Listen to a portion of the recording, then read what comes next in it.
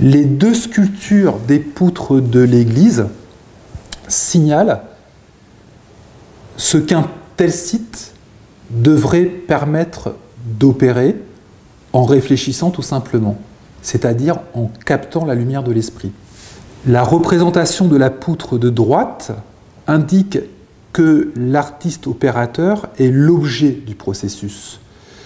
Le travail à l'œuvre est celui de la salamandre, du feu secret qui vient d'un ciel, mais qui se trouve aussi en soi.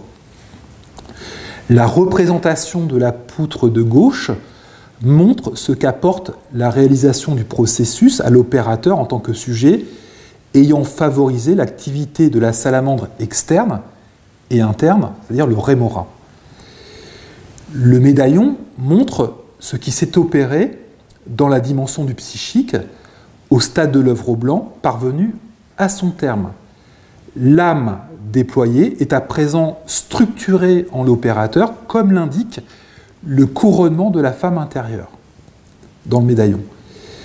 Elle est alors en mesure de produire son fruit, sa fleur, par la grâce de la concrétion et purification des trois soufres, dont la puissance est alors stabilisée, ce que signifie la fleur de lys. Les trois soufres ont fusionné dans le mercure et n'en font plus qu'un, ce à quoi renvoie également dans la tradition l'idéogramme de la lettre Y en capitale.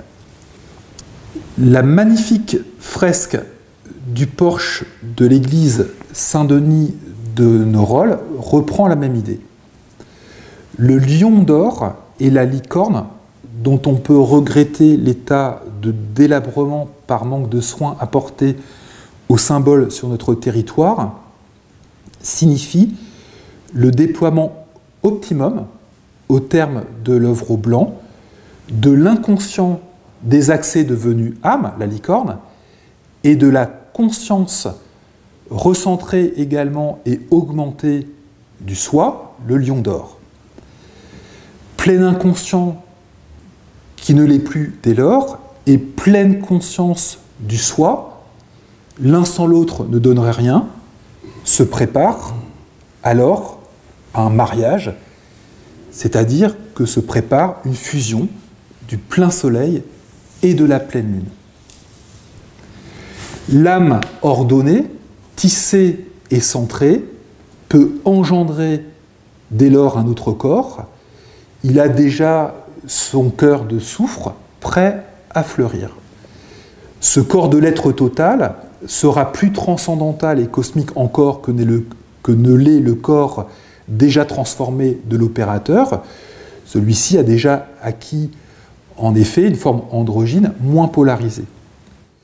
Il atteindra sa pleine transcendance au terme des trois phases du processus de transformation-transmutation de l'être.